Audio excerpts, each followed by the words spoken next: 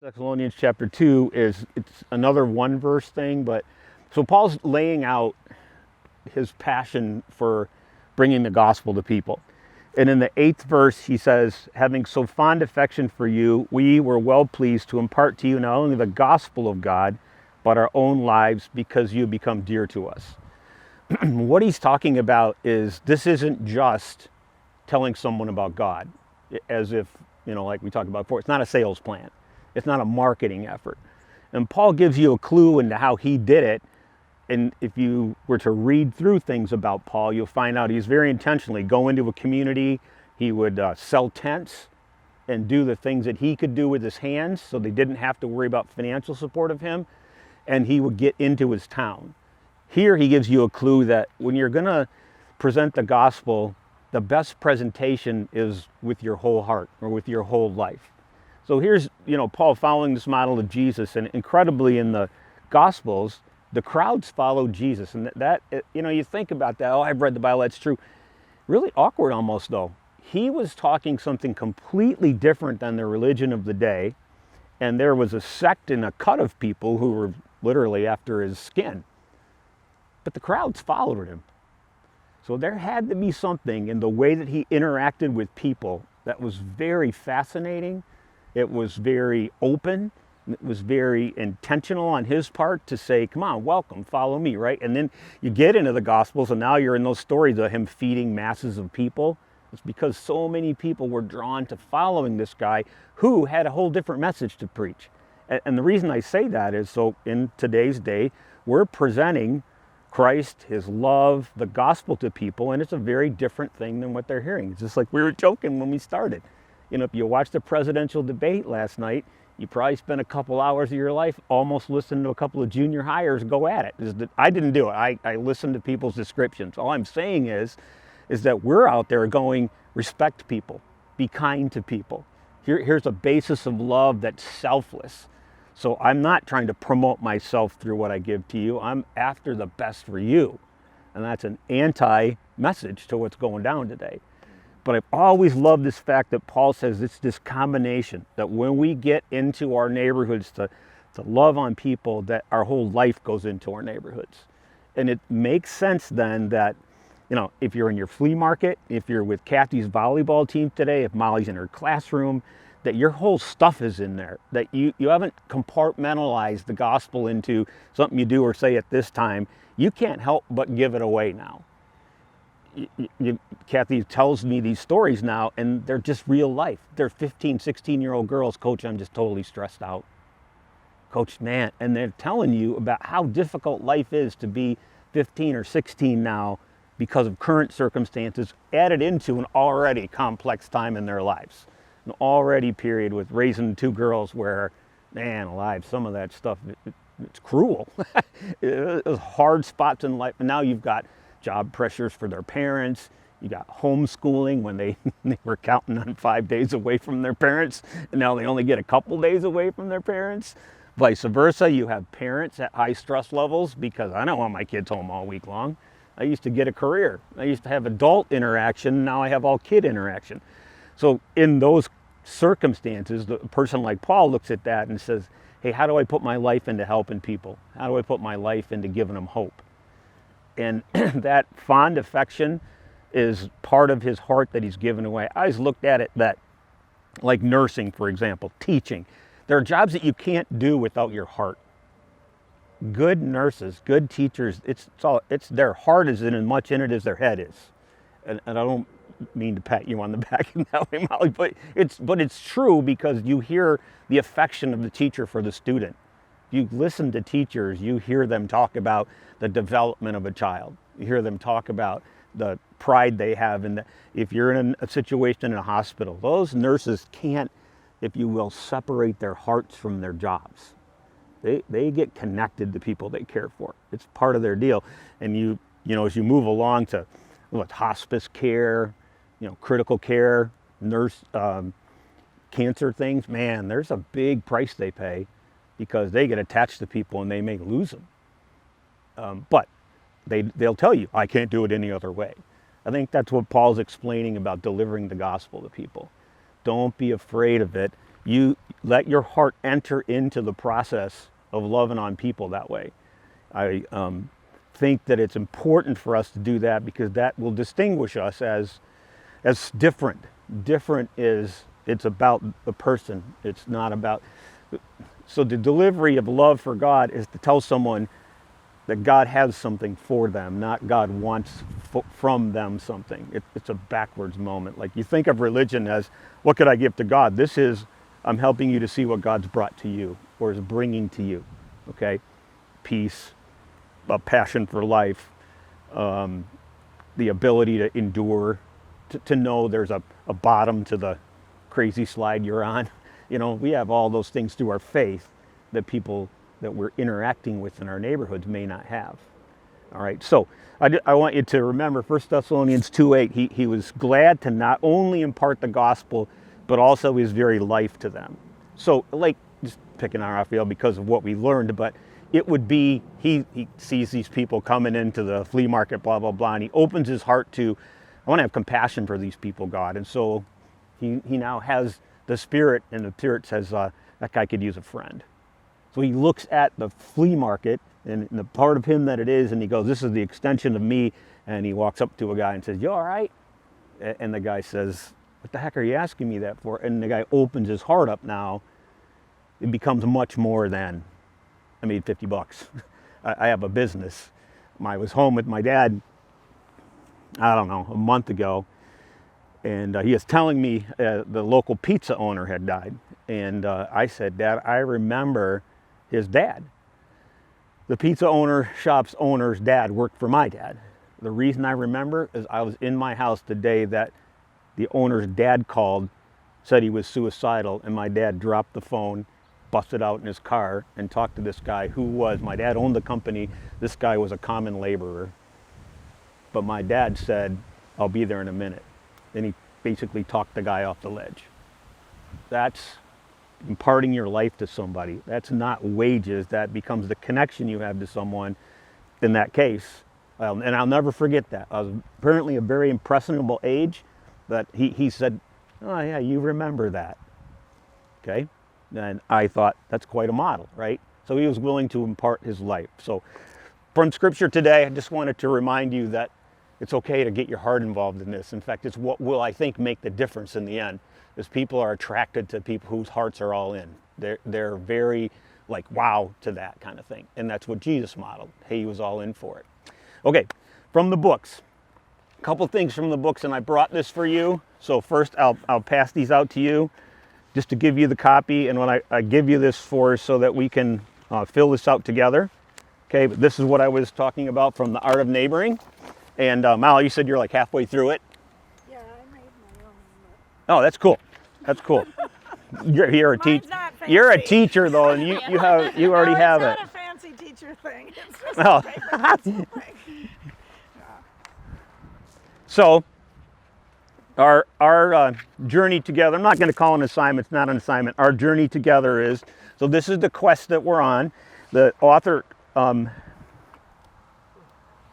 says in the capacity of the book, there's of 8, I don't really care the number, but this would just be, how are we doing to get to these places in relationship with people, okay, in our neighborhood that have these 3 facets to them. The first is the name thing. Now, from business, and you do it too, but from business, selling houses, like, how awkward would it be to never get the first name of your client, right? Like, hey, I got a house to show you, hey, right? So in order for that relationship to at least start to take on depth, you learn their first names, okay? And some of us butcher people's names, and it took me a while coming to the church because I'm brand new, but you should not back off from that. Making mistakes about a first name is a very forgivable offense. I would rather someone slaughter my name and try and they go, nice to see you again, right? And my dad was a genius at that. My mom's like, oh no. My dad he'd say, hey, Bob, and my mom's like, it's Bill. But he always tried, and he modeled for me. He was a business owner. He modeled for me, you need to know their names, okay? So now we're in our neighborhoods, and the people that walk by our houses, park their car next door, you walk by their houses, our first step is, Learn their name. Take initiative to learn their name, because most people aren't out there going, hi, I'm Mary. Hi, I'm Bill. So I've stopped. There's a lady in my neighborhood who had a sign in her front yard when the COVID started, and it was one of those thank you teacher things. Never saw the lady, never. One day she was cutting her lawn. I stopped the car. Like, hey, I see from the sign you're a teacher. My name's Doug. She says, oh, what do you do? Well, I happen to be a minister, but I just wanted to thank you for being a teacher. Okay, Gloria, what her name was, right? But it took me to stop. I don't know how I would have gotten her name because we haven't interacted since. That was the only one time. But as neighbors, take the initiative. You know, do things that get you in a position to be able to learn the names of people. The second part of that, you go from name to something about them. Very easy, right? What he talks about is it in this book or the other book? The Art of Noticing. Which book is that in, Alex? That's a 9 Arts? All right, so I don't want to jump ahead yet, but that's what it is. So in the 9 Arts book, page 41, I just want to read a couple things that he talks about here, right?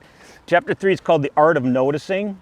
And it seems bizarre, people, that we're talking about having someone have to tell us this, right? We should be really good at this. Really good relational people do really well at noticing. Okay, really well at noticing. This is what he says on page 43. I think this is John Ortberg. He says, if we want to live in grace, we must develop eyes that see. We must learn what might be called the discipline of noticing. To notice something, to truly pay attention, is a powerful thing. The practice of noticing is a skill. It involves learning to pay attention to the gifts we otherwise take for granted. They're gracious gifts, and what's even more amazing is their giver is lovingly present with you even as you're experiencing them. Jesus was a noticer. Okay, so this would be at that place now where we're in our neighborhoods and we're developing our relationships with people. This would be the key to getting that relationship farther, is to begin to notice. Again, at our picnic, it was pretty obvious that person's not feeling well. It wasn't an art, it was kind of right there in front of all of us, but the art of noticing goes to your intention of when you're in relationship with people. Notice what their life is about. Notice the things they're interested in. Notice the concerns that they have. Just be aware. Now, what this does, or what it takes to do, is you have to get out of your deal and be open to get into someone else's deal. And I'll be just totally honest with you, this isn't that easy, right? You ever get into a conversation with someone and it's going great, and then all of a sudden you realize that you always have to be the last person to talk? I do this all the time. I'm sorry, I do. I don't know what my counselor is going to say about this or whatever, but what happens is, like, oh yeah, I had a 64 Dodge. Oh man, and you can't let that be the last story. And what really happened is you're not outside of your deal. You're still stuck on telling your story. Noticing is getting into that position where that story stands on its own, that person's interest, and you don't add to it, so to speak. I just feel this sometimes, like this goofy moment of stop adding. You're like, oh yeah, I've been there. Noticing, what attracts me to people is when they don't do that with me. They take an interest in my stuff. They're like, oh really? Well, where is your church? What kind of church is it? Who comes there? And all of a sudden they're not going, and I go to a church. They keep furthering this noticing thing by that questioning of me. I'm just saying that you have to decide it's not about you. I said this in the message 2 weeks ago. It can't be all about you and all about me at the same time. And that's the problem some of us have. We are not noticing because it's still all about us. It's still my deal and how it's going to come out and what's going to happen, rather than real interest in someone else. So in order to get from A to B to C, the farther down that relational thing we go, the more it has to be like an emptying of us, right? John the Baptist came and he said, hey, my deal is not the deal. I'm a forerunner of the deal. In fact, he said, I have to decrease so that Jesus can increase. That's the art of noticing too. That's, if I'm in a relationship that really cares, I have to decrease while I increase the attention I pay on someone else, the listening I do, the care I give. Because if it's just still about me, it becomes that moment. You ever do that? Really bare your soul to someone and they just kind of look at you and then they tell their own story? You stop.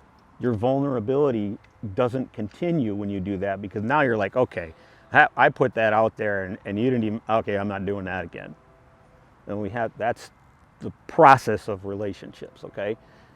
If you study that, you'll hear that. Your counselors will tell you stuff like that. Hi, Chris. We made a fire for you. So we're talking about our houses in our book. I printed this up for you. Molly made her own, by the way. The teacher in the group made her own, you know. I didn't say it was pretty. I'm just like, okay. Okay, what do you got to say? You get that part of the noticing part? Okay. Now, noticing is a door opener. Because noticing, now you're going to take us farther in this 9 Arts book. Noticing is going to be that entrance point. You're noticing, you have an entrance point. So, in all jesting aside, when I read about Raphael's deal, I know how I could have a conversation with him now. You know how I would start it? How's your business going? I have no idea. What do you do? Sell junk? But in one sense, funny or not, I have no clue what it's like to run a flea market. So I'm going to say, I'm going to notice, but I'm going to enter into, tell me about your world. And at that point, be okay with that. I have a neighbor whose daughter is autistic. At our picnic, she was on his shoulders. She wanders off. She's maybe 20 yards away. And I walk up to Chris and I say, Chris, I'm sorry. I'm totally ignorant. I don't know what it's like to have an autistic child.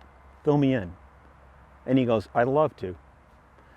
Different scales of autism. This is where Penelope is. This is what we do.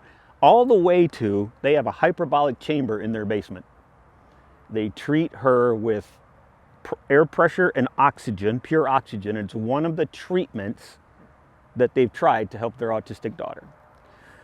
That moment, I had no other stories to tell. I don't know. But the entrance was, ask a question, admit your total ignorance to it, and just stop and let the person talk. And he talked and he talked. You know, when I got partway through it, he just needed someone to talk to. Tell about his daughter.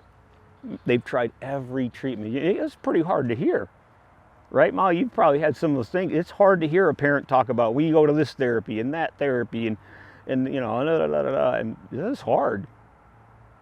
But it was very much of a connection for us, for me to enter that world. Okay? But it's awesome, and there's a really good point in it right there too.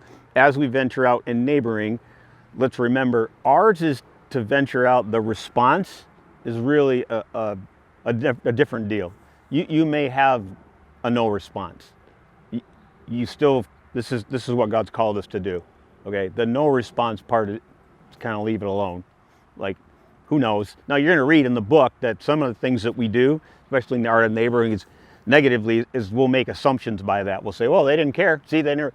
And what we might find out is that week was a terrible week for them. Something, and we read into it. Like he makes a point of, like you're driving by and you see the guy that always is going back in the house, and you think this of him, and you find out that he's caring for his wife, and you don't really know that.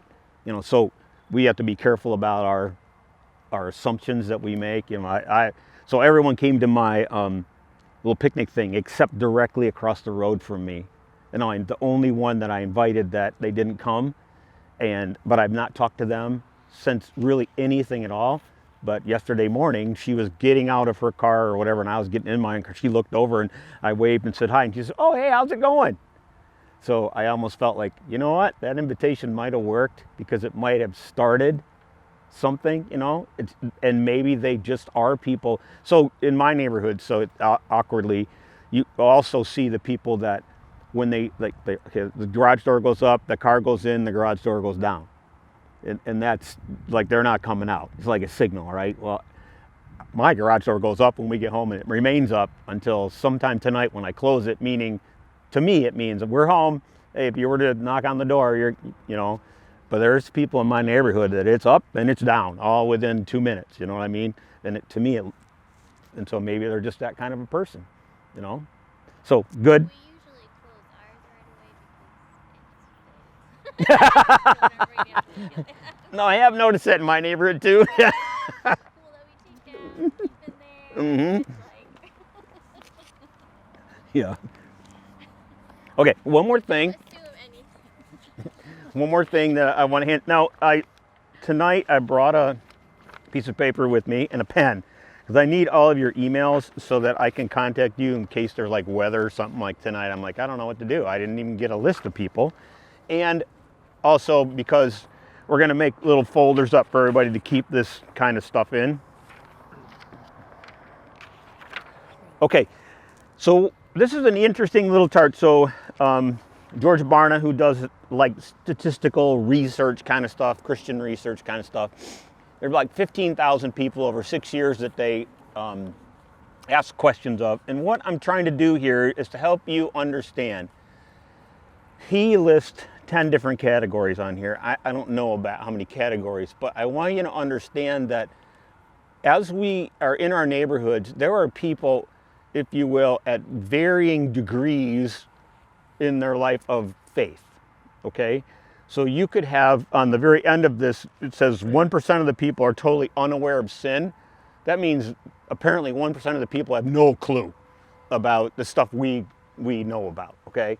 The next category says that 16% are indifferent and then 39 are worried about sin. What I'm trying to point out about this, he just asked in this way, is this. When you enter into these conversations, don't assume where people are on their spiritual journey. Start with everyone. As you're in this noticing and awareness, start with everyone by asking questions to see where their journey's at, rather than make an assumption that they know things. One of the crazy moments we have in helping people see God is the assumption that they know things that we know. I have a whole life history and generational history in the whole God church thing. For me to assume and say, well, you know the story of, is oftentimes way off, because the farther we've gone as a nation and in the world, the less people know these, what we would, you know the story of Daniel and Lion's Den, you know that, and people are like, I have no clue what you're talking about. So the problem with that is now this gap, this communication gap is so wide. Intentionally, we need to start with what we do as we enter into a relationship with people as starting from zero, and we have to learn their position. And you do that, as you notice, by just ask questions. Not spiritual questions at first, but where'd you come from, what did you do? But eventually you get to the place where you have questions like, hey, did you go to church as a kid? And you start to ask to try to find out, on a scale like that, where would they be? Now, we're going to talk a lot more about this in the weeks to come, but if this was the scale of I'm totally unaware of sin to my whole everything is committed to God, and let's say there were 10 steps in there, you need something different at almost every one of the steps. And so what we can't do is just blanket, we're going to throw this over that. So here could be someone along this journey, then they start their 1, 2, 3 steps, 4 steps, and then their first church experience is horrible. It's very judgmental. It's way over their heads. They don't get it. Back they go to step 2. And there's people all over our neighborhoods right now who have had a bad church experience.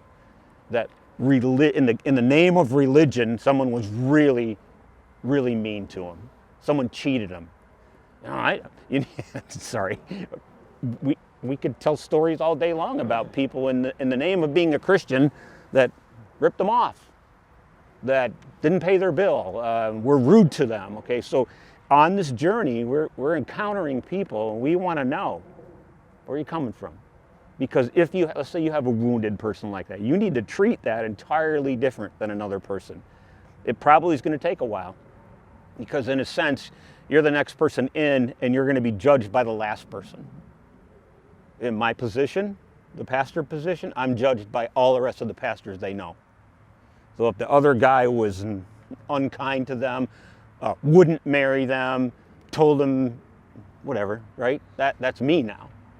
So I have to oftentimes, when I first went to the fire department, I go in the station and they're like, so you're the new chaplain, right? And this guy comes up to me like right there and he goes, well, what kind of church do you pastor?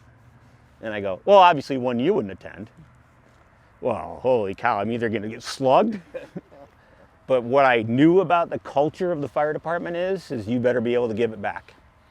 If you stand here and take it, they're not going to respect you.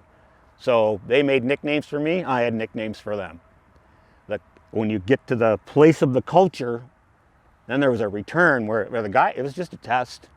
It had anything to do with anything rather than, what are you, a weak, wimpy guy like I had a pastor before, and no, you fit right in, Rev. And right away we went. That kind of stuff, though, you don't know where they're coming from. You don't know how they make an assessment of us and our faith. So we want to be really careful to not make judgments or assessments, but to enter it through a relationship. Enter it through, we're neighbors, we care for each other, we have a relationship, and naturally now there's a spiritual side to everyone's life. When I worked with Youth for Christ and I would go into high schools, kids would say, I don't understand what you're doing here. I'd say, well, you got a physical part of your life, an emotional part of your life, you got a social part of your life, and you have a spiritual part of your life. I work with the spiritual part. Never heard it that way, they'd say. They say things like, you get paid to do that? And I say, as a matter of fact, it's a cool job. I get paid to do that. The point was, you just have to figure out how to knock around some of this stuff that's floating around about the barriers to it. And the assumptions that people make. Again, television, whatever, there's quite the portrayals of people. And that bridges the gap for me to begin to have these spiritual conversations. And I just want to affirm in all of you that people want to have spiritual conversations. What's afforded to me, I have one coming up at the end of next month where I'll do a ladies' service, and her husband built my house, and I know her husband probably not a strong man of faith. I worked alongside him for a while. But Bill said to his daughter, the only guy I'll trust with my wife's funeral is Pastor Doug. Okay, well, I get to do that funeral now to go that next step with Bill. And you know what Bill wants to hear? He wants to hear about faith that day. He wants me to give him hope. He's asking me to come into this terrible situation of his wife passing and tell him God's a good God. So I get to do that. I don't have a judgment. I don't determine who goes to heaven.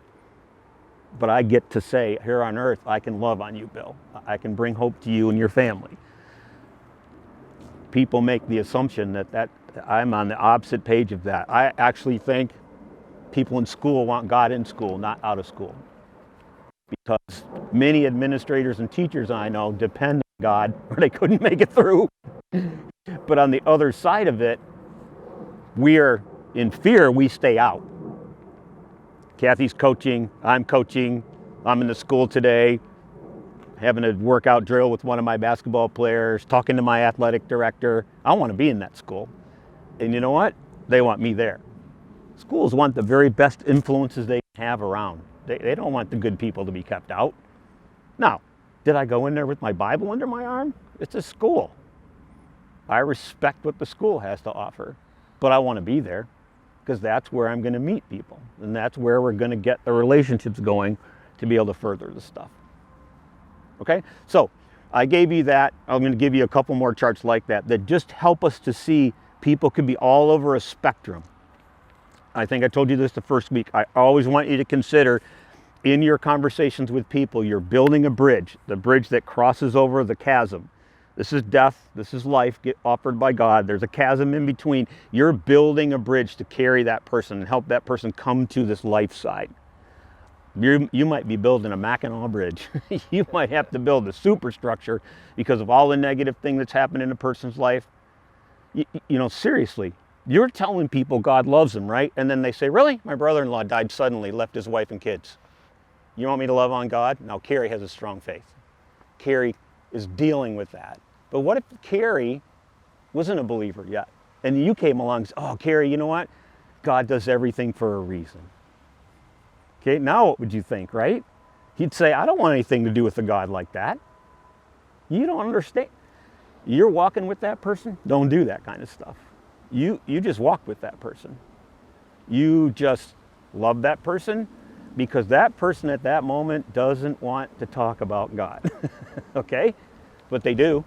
They want comfort, they want care, but you have to be smart about it because you don't know why that happened. You don't know. We'll never know that kind of stuff. Let God do the stuff, deal with the stuff that God can deal with. Okay, what do you got to say? Where are you? Do you understand that people are at different places when you're talking to them? Just, totally don't know anything about God, right? Been to church their whole life. Makes sense, right? Not as easy for those of us who've done it for a long time. We have tons of Christian words we use. We do Christian things. People are like, what do you do that for? Because we've done it our whole life.